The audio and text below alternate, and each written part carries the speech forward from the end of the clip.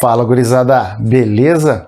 Eu sou o professor Hilton, o seu professor de física, e seja bem-vindo à nossa playlist do Estudante com Pressa. Se você não está inscrito em nosso canal, se inscreva e ative os sinos de notificação para saber quando um vídeo novo nosso está saindo. Todo dia estou lançando um. Bem, se você gostar de nossa aula, deixa seu like, deixa um comentário que fortalece demais o nosso canal. Você então que está aqui querendo aprender física de forma rápida e de maneira diferente a qual você está habituado, você está no lugar certo. Hoje nós falaremos da eletrodinâmica, que é um conceito que é muito constante, né, ser cobrados nos vestibulares. Sempre vai ter algo de eletrodinâmica. E hoje o assunto para a gente começar a entender tudo isso é a corrente elétrica. Então hoje eu só vou trazer as definições iniciais do que é a corrente elétrica. Bem, inicialmente temos que entender que a corrente elétrica tem por definição o movimento ordenado de portadores de carga por um condutor. Aí você fala, Hilton, por que você fez essa aspas no ordenado? Porque assim, o movimento não é tão ordenado, bonitinho como a gente pensa. Quando eu olho para um condutor e vou olhar os elétrons movendo, os elétrons eles têm um movimento muito caótico, um movimento muito desordenado. Mas é aquela história, na desordem há uma ordem. Lembre do seu quarto, beleza? Bem, mas como vamos entender isso? Começando devagar, temos que entender os condutores. Bem, vocês já tiveram um assunto sobre os condutores, né? Em que vocês viram que nós podemos ter o metálico, o eletrolítico e o gasoso. Vamos devagar, eu acho que se você entender o metálico, que é o fundamental e o que mais nós usamos na física, as coisas caminharão legal. Então aqui nós temos um condutor metálico, você pode pensar em um fio de ligação, tá? Fio de cobre, enfim, qualquer fio de ligação elétrica, em que nele haverão elétrons livres. Então pensa assim, eu tenho um átomo, como ele é um metal, na sua última camada de valência, esse elétron tem a possibilidade de se movimentar, de pular de um elétron para outro. E é isso que acontece. Esses elétrons estão caminhando nessa estrutura. Quando uma diferença de potencial é estabelecida, a gente vai falar um pouco com mais detalhes numa próxima aula. Mas de maneira geral, se eu ligar esse condutor numa pilha, por exemplo, surge essa diferença de potencial, a voltagem. Então esses elétrons eles sofrem a ação do que a gente chama de corrente elétrica e passam a se movimentar. Nesse movimento é desordenado, mas segue um caminho de um potencial para outro, tá? Então esse caminho que ele tem que eles chamam de caminho ordenado. Até mesmo isso gera calor no fio, mas este assunto tem uma outra videoaula que também iremos comentar. A ideia básica aqui é entender que esse movimento ele é bem bagunçado, mas faz com que ele tome um sentido. Tá? E é este sentido, é este movimento que nos interessa. É aqui que temos a corrente elétrica que representamos pela letra I. Mas calma, cuidado um pouco neste momento sobre este sentido e esta setinha. Setinha não indica que a corrente é um vetor. Ponto. É só para dar orientação, beleza? Só para a gente dizer para que lado que ela vai se movimentar. Aqui eu estou colocando um sentido só para que você se oriente que o elétron está se movendo. E isso é o que chamamos de sentido real de movimento. Os portadores de carga, no caso meu, nesse aqui, o elétron livre se movimenta de um potencial para outro. E no caso, ele vai do menor potencial para o maior. Sentido real. Mas para nós usaremos um outro sentido que eu falo já. Agora, essa é a ideia básica dos elétrons livres, beleza? Então eles estão livres na última camada de valência, num movimento caótico. Quando estabelece a diferença de potencial, eles falam, opa, vamos caminhar. O movimento ainda desordenado, mas na desordem tem uma ordem. Por isso desse ordenado. Está aí definido a corrente elétrica. Se for no condutor eletrolítico, é que vocês aprenderam lá na química, né, a pilha de Daniel, que é a questão de você colocar os metais numa solução iônica e tal, a gente passa a ter íons positivos e negativos movendo-se em sentidos opostos.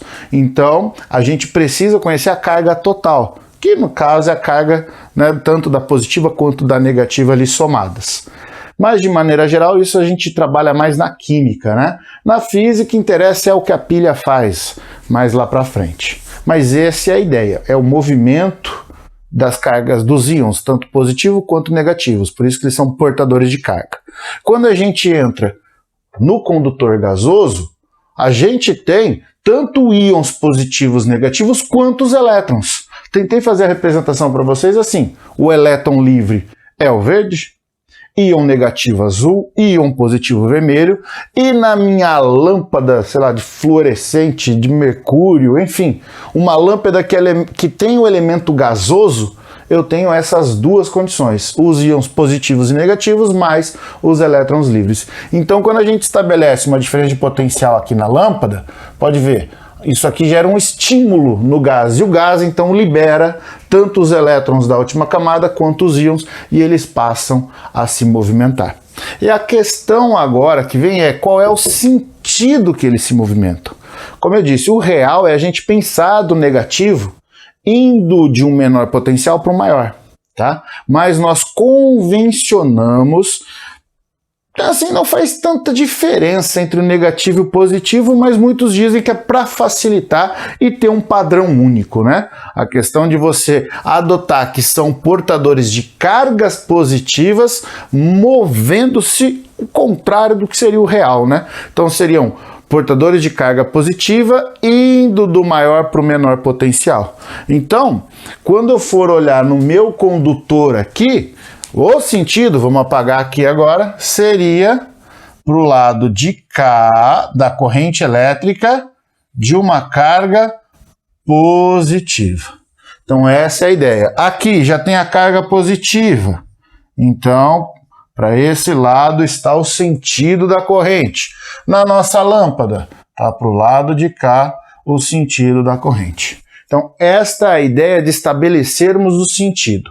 Como eu disse, estou falando muito no potencial, nessa diferença de potencial, mas falaremos na nossa próxima videoaula. Mas apenas lembre desta regra para poder chegar lá e não sentir dificuldades no nosso próximo encontro. Agora, como eu vou saber quanto vale essa corrente? Qual é o valor dessa corrente? Então a gente vai determinar a intensidade média. Por quê? Pensa na infinidade de elétrons livres que eu posso ter no meu condutor metálico, que eu representei ele aqui de novo. Agora lembrando, nós vamos convencionar portadores de carga positiva. Então aqui nós já temos o sentido convencional da corrente, ok? Então o que nós vamos analisar? Peguei um plano e cortei o fio. Nisso eu gero uma seção neste corte e nós vamos olhar o quanto de portadores estão passando ali.